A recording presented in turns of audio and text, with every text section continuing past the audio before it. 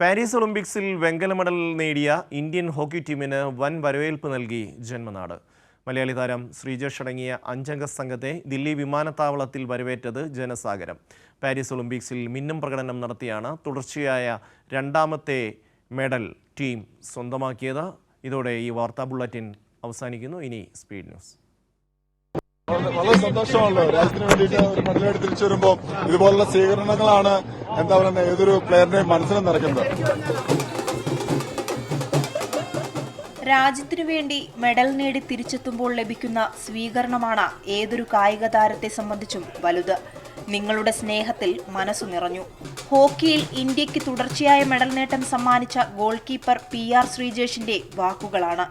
ദില്ലി ഇന്ദിരാഗാന്ധി വിമാനത്താവളത്തിലെത്തിയ ടീമംഗങ്ങളെ വരവേറ്റത് ജനസാഗരം. പാട്ടിന്റെയും ബാൻഡ് മേളത്തിന്റെയും അകമ്പടിയോടെയാണ് ജന്മനാട് വരവേറ്റത്. താരങ്ങളുടെ കുടുംബങ്ങളും ഹോക്കി ടീമിനെ സ്വീകരിക്കാൻ വിമാനത്താവളത്തിലെത്തി. പുറത്തു തടിച്ചുകൂടിയ ആരാധകർക്കു മുന്നിലേക്ക് നിറഞ്ഞ ചിരിയോടെ എത്തിയ ശ്രീജേഷും താരങ്ങളും മെഡൽ ഉയർത്തിപ്പിടിച്ച് അഭിവാദ്യം ചെയ്തു. ശ്രീജേഷിനൊപ്പം അമിത്, രോഹിതദാസ്, അഭിഷേക്, സുമിത്, സഞ്ജയ് എന്നീ താരങ്ങളാണ് ദില്ലിയിലെത്തിയത്. മറ്റു ചില താരങ്ങൾ കഴിഞ്ഞ ശനിയാഴ്ച തന്നെ നാട്ടിലെത്തിയിരുന്നു. ഒളിമ്പിക്സ് സമാപന പരിപാടിക്കായി പാരീസിൽ തുടർന്നതോടെയാണ് PR ശ്രീജേഷ് ഉൾപ്പെടെയുള്ളവരുടെ വരവ് വൈകിയത്.